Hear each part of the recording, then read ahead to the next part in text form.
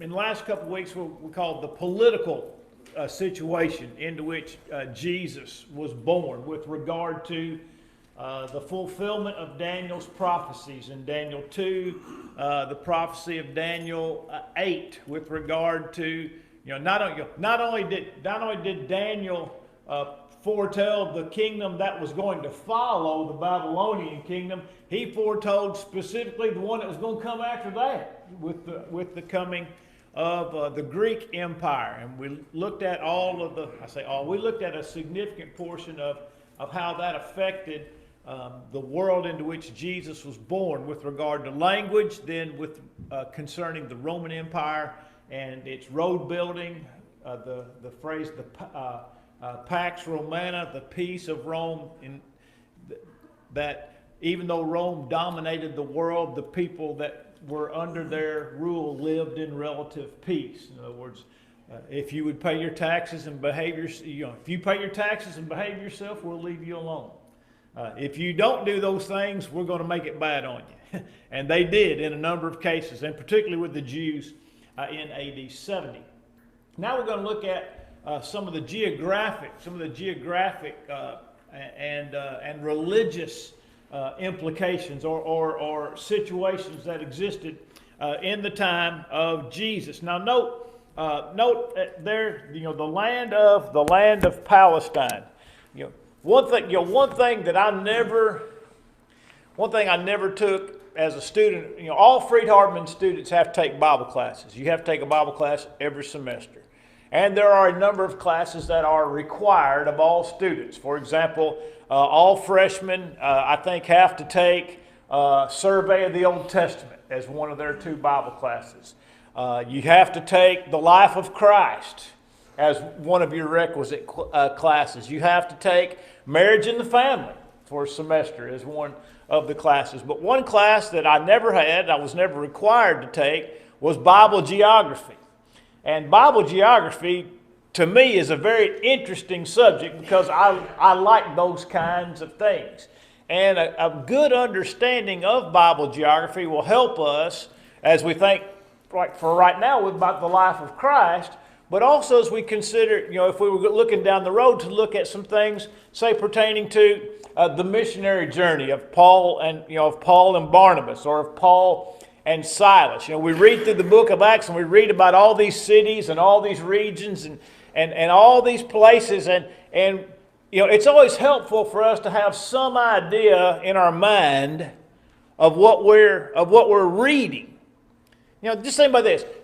How many times do we tell a story or an account in any given week to someone that maybe in our family, maybe somebody at work, maybe a friend, whatever, and we associate something about that account has something to do with local geography. How many times this won't apply, say, to Woodard because he lives on the other side of the county. But how many times have some of you heard the phrase polka dot store? No, we know what the polka dot store is. In other words, if you say, now you go down there, because I was asking the other day because somebody's wanting me to do some trapping for them and some we'll just call it animal control, and he says it's in Scottsville. Well, I've heard of Scottsville all my life that I've been here, but I didn't know exactly where Scottsville was. And so the first thing he said, well, you know where the polka dot store is? I said, I sure do. And then was it some kind of gas road or something? Gas plant road. Well, guess what? I know somebody that lives on Gas Plant Road. I've been there. So I'd been to Scottsville and didn't even know it. But the thing is, when somebody talks about a thing, especially around here, there's always some type of geography attached to it that helps us to have a better understanding of what it is that we're discussing. And the same thing goes with the Bible. And again, not being a very good Bible geography student, I learned some things in this particular lesson that kind of gave me a greater appreciation for example, the life of Christ. And one is in this section on the land of Palestine. For example, look, and I'm not going to ask, here's one reason you need one of these, all right? Because today we're going to look at a Bible map. All right? We're going to look at a Bible map today. The kind that's in the back of your Bible. All right? And so, but one thing I was thinking about is I had no idea, I had really no idea how the land of Palestine laid out. I mean, I knew where some of the cities were. I had a pretty good idea where Jerusalem was, and I know where Capernaum is, and I know where the Sea of Tiberias is, which is sometimes referred to as the Sea or the Lake of Gennesaret, and I know where the Dead Sea is, and I know where the Jordan River is. There's a lot of things that I know without having a really good understanding of the overall context of the land of Palestine. And one thing that I learned that I had not known, or I had misunderstood. I had always thought that with regard to the land of Palestine, or the Holy Land, or Canaan, or whatever, that Samaria was the region that was farthest north, and then Galilee, and then Judah or Judea. Well, that's not right. Samaria is actually in the middle, with Galilee to the north and Judah to the south, and Samaria is in the middle. Which once and by the way, I've looked at these Bible maps a million times. Just looking at them, and when if I was reading some account in Acts and I wanted to know, or in Genesis, I wanted to know exactly, say, where Shechem was, or some designated city. Philip was found at Azotus at the end of Acts 8. You go, man, where's Azotus? And so you look it up and you look in the back, and all this time it's been right in front of me. Right in front of me, that Galilee is the region that's farthest north, with Samaria in the middle, and Judea to the south, and then of course the Edomites were south of there and east. But there's some passages with regard to Galilee that are found in the biblical text. Of course, we know Jesus is called a Galilean. They even wrote a song, put your hand in the hand of the man from Galilee. Of course, you got to be about 50 to at least know that song. If you're under 50, you probably don't know that song. Came out, I think, maybe in the 70s or something. But there's a text that refers to Galilee of the Gentiles. Galilee of the Gentiles. And Jesus was a Galilean. Which means that a significant portion of the life of Jesus was lived in and around or among Gentiles. Whereas, again, in my mind I'm thinking Jesus lived in and around Jerusalem. But I was wrong. I was bad wrong. Because he was born, he was raised and lived way in the far north regions of we'll refer to it as Canaan, which means every time Jesus and his family, particularly, we don't know anything about Jesus from age 12 to age 30. But we do know at age 12 he went to Jerusalem with his parents. His parents were faithful Jews, and when they had to go to Jerusalem to offer sacrifices, they went to Jerusalem to offer sacrifices, which means they traveled through Samaria to get to Jerusalem, and then they traveled through Samaria to get home. Well, that helps us to understand a little bit about some of the Samaritans' reaction to Jesus during the course of his personal ministry. In other words, it wasn't like the Samaritans, in my mind, like kind of stuck off to the north, and just getting bits and pieces about Jesus. The Samaritans were right in the middle of it. Whatever great thing Jesus was doing in Judah or Judea was right there among the Samaritans, and anything that he did up around Capernaum and the lake of Tiberias, or the Sea of Tiberias, the things that he did up there in those areas, those again, also close to the Samaritans. So everything that Jesus did would have been the Samaritans would have been familiar with Jesus. All right? And so that also helps me to understand a little bit also about the Great Commission. You'll be witnesses to me in Jerusalem, Judea, Samaria, and to the uttermost parts of the earth. So, a lot of the Samaritans would have been in some degree familiar with Jesus.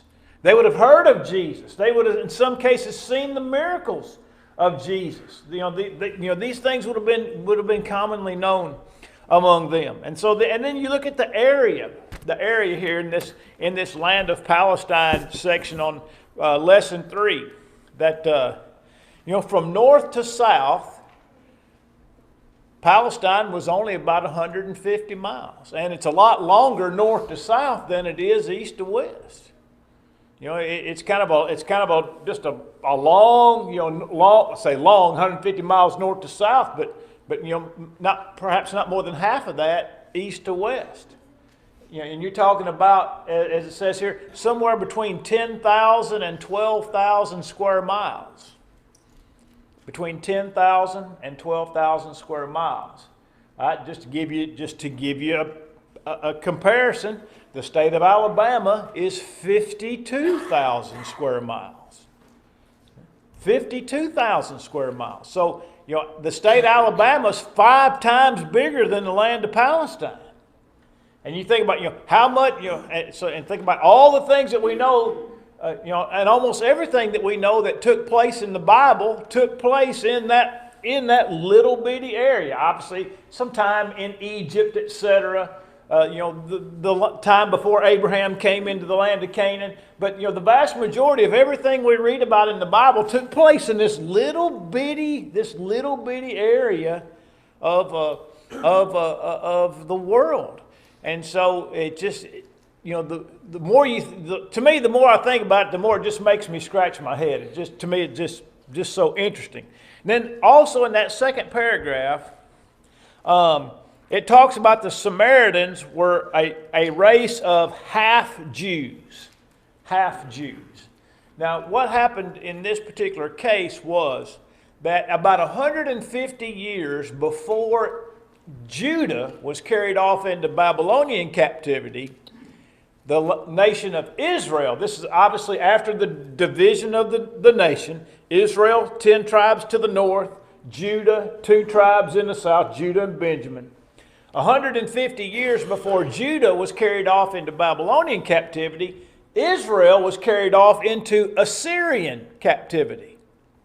And what the Assyrians did was they moved many of the Israelites out of the area, and some remained, but then they turned around and moved their people into the area.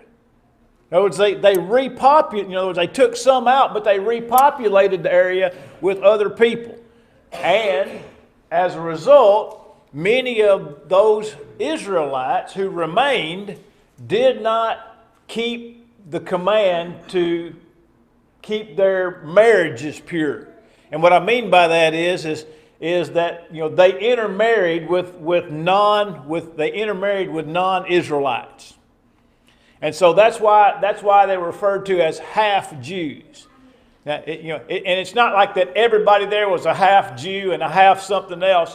By the time the next 800 years rolls around, you just got this conglomeration of people. Kind of like people today. When I was a kid, and tell me if this is true to you. If some kid had some Indian in their history, they're going to claim, well, my great-great-grandma was 1/4 Indian. I see you laughing, Woodard. I mean, you know what I'm talking about, right? Well, and what I mean by that is that by the time 800 years goes by, you've got some people that are probably about half Jew, and some of them are probably about a fourth Jew or an eighth. In other words, just this hodgepodge.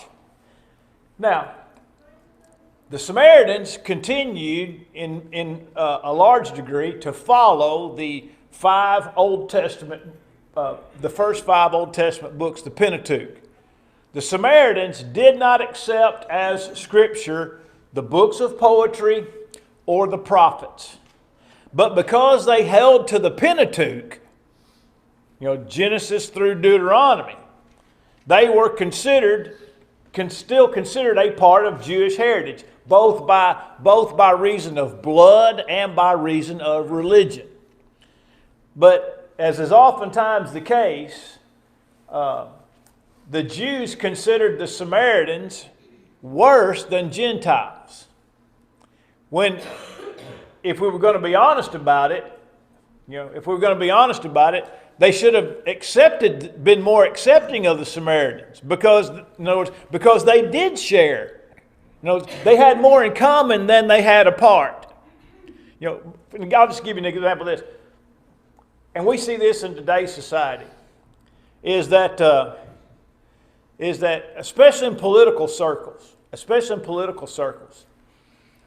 just say you have some Republican over here on the right who says something that tends to be more aligned with Democrat policy than Republican policy. And his fellow Republicans will treat him 10 times worse than they would a Democrat, even though he shares much more in common with them. But because he left the ranch on this thing, then he's a traitor, and he's worse. He's worse than dirt. They'd treat a full-fledged Democrat better than they'd treat a Republican who sided with the Democrats 1 out of 10 times.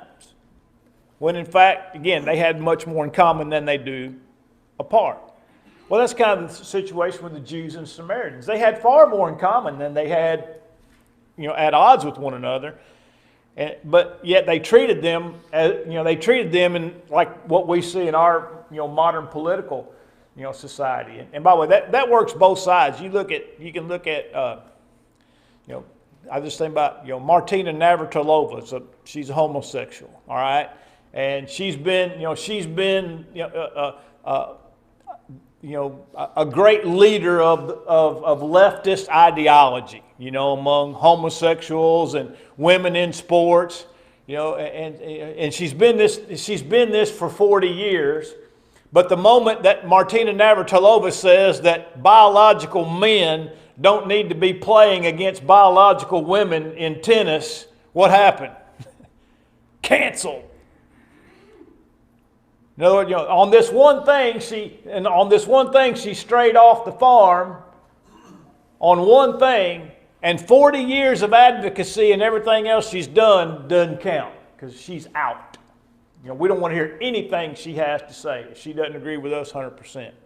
So there's a lesson for us, politically speaking, and also I think in some ways religiously speaking. So that's the world. That's the geographic world of Christ, with Galilee in the north, Samaria in the middle, and Judea in the south. And then note the second paragraph with the changes of designation.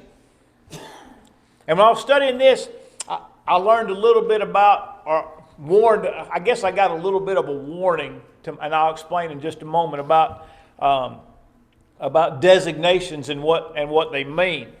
By the time the New Testament rolls around, and by the time of the end of the Old Testament, God's people are known as Jews. Okay? Well, it's not hard to figure out where the term Jew came from, because of all, after the division of the nation, the Jews, Judah, remained faithful to God, and then also maintained its marital and bloodline integrity. And so because they were from Judah, they were just naturally called Jews. And I don't think there's anything at all derogatory about the term.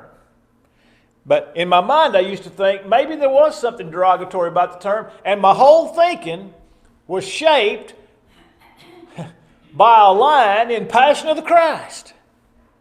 I was watching that movie, and there was some reference where some Roman soldier made some reference to a Jew, and the word Jew just came out of his mouth, with utter disdain and disgust.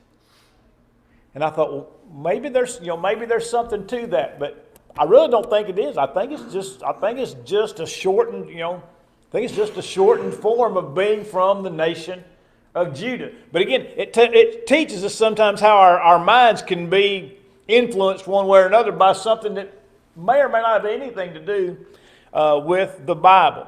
The term Hebrews is a reference to being a descendant of Abraham. In fact, the Old Testament refers to Abraham as Abraham the Hebrew. Now, the word Hebrew, the origin of that word, is not of exact certainty, but there does seem to be some idea that the word Hebrew means one who crossed the river. The word Eber, or Heber, means one who has crossed the river, one who has sojourned. Well, if they called him if Moses wrote of him and referred to him as Abram the Hebrew, or Abraham the Hebrew, well, where did he come from? Where did Abraham come from? From across the river. Abraham lived in what is known as modern day Iraq. He lived in the Tigris and the Euphrates, the fertile, I think it's called the Fertile Crescent, if I'm not mistaken. And so Abraham would have come from beyond the river into the land of Canaan.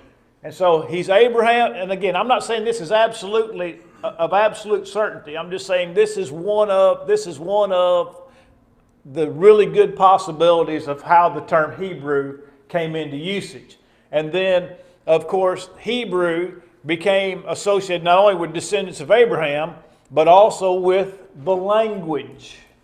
The language. Even as late as Acts 22, Paul was given liberty to address a great group of people. And it says he spoke to them in the Hebrew, they heard him speak in the Hebrew language. So it began by being associated specifically with Abraham, but then also became associated with the language of the people. And that was even after the Greek language became the language of the world, which was then later supplanted by Aramaic, the Jews still spoke Hebrew. That's their language. In many cases, it was probably the language of the synagogue, because all their religious documents would have been written in Hebrew, as opposed to being translated into some other language. And so you have the term Hebrew, which is associated with Abraham, and then the language. Then you have Israelite. And of course that goes back to being a descendant of Jacob, because God changed Jacob's name to Israel. And so that's why we read or think about the 12 tribes of Israel. Well, that's the 12 tribes or the sons of Jacob. And that was the name that was given to the nation, Israel.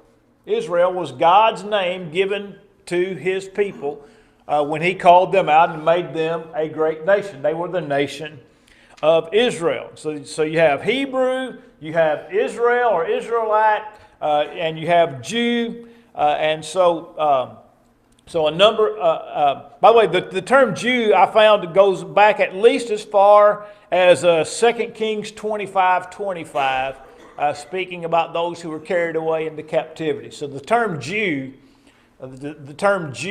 goes well back into the history of those people. And then number 3, you have the changes in language. and I've already made some reference to this, that following the captivity in Babylon, Aramaic gradually replaced Hebrew as among the everyday language of the people. In other words, there was a formal religious language, and then there was an everyday language. All right, and if you've ever traveled, in other places, for example, like in Ghana, the official language of Ghana is English, and so in formal writing and in formal speaking, people are expected to speak in English because there are about 4 or 5 different languages in Ghana, right? And so if you speak, if everybody's expected to speak English or understand English, then you can go anywhere in Ghana as a political figure or some type, or religious figure, whatever, and speak English, and that'd be in a formal setting. But guess what the people speak when they're walking around the street? They speak Tree or Fanti or Akan or in other words, if you're just walking in the street, everybody's talking in the regular tongue. And so that's what it's talking about, that Aramaic began to replace Hebrew. It was an everyday language, but it still was not an official, the language that was used religiously speaking. And then you see that obviously the Roman government used Latin as its official governmental language, but it wasn't the spoken language of the people. The Greek language was still the universal language. And so nations would speak Greek using their native tongue in official capacities, whereas then Aramaic begins to replace Greek in some way. And like I said, I think I made mention this last week, the Jewish people probably all spoke 3 languages. They could all speak and write and understand Hebrew. They could all speak and write and understand Greek, and they could all speak and write and understand Aramaic. So, and there's a chance that they may have had some familiarity with the Latin language as well.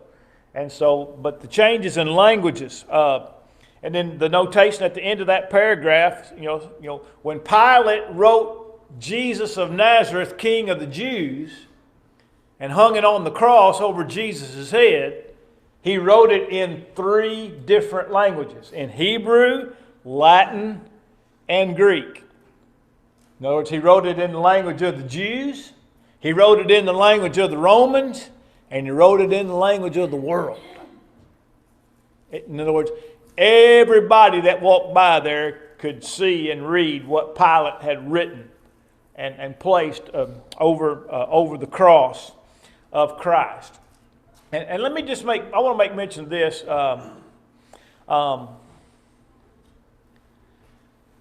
One thing that we need to remember, and I know this is not going to be of particular consequence to many of you, is that whatever language was being spoken among the people at a particular time is not relevant to how God chose to record it.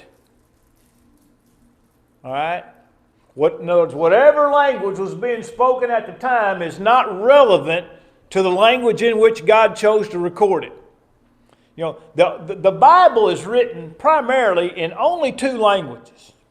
The Old Testament is written in Hebrew, with the exception of the book of Daniel, which is written in Aramaic. All right? Then the New Testament, the entirety of the New Testament, was recorded in the Greek language. So every single New Testament writer recorded his letter, wrote his letter in the Greek language. And it's important for us to remember these things because of the depth, the richness, the breadth of the Greek language. There's an old saying, the Greeks had a word for it. In other words, it wasn't like the Greeks would just take one word and make it mean 10 different things. Although, there is some of that in words used different in different contexts. But the Greeks had at least 5 different words that we would all just translate as love. They had 5 different words. that if we were speaking in English, all 5 of them would probably just be rendered as love. And so, but at the same time, we know our own language well enough to know that the word love means different things in different contexts. You know, kind of like, I love my mom's chocolate coffee cake. She left me some this weekend. Had some for breakfast. I mean, it's milk and eggs, man. It's good breakfast. Isn't that right? Milk and eggs. So, I love my mom's coffee cake. But I also love my wife. And the love that I have for my wife is not the same use of the word of love for chocolate coffee cake, right?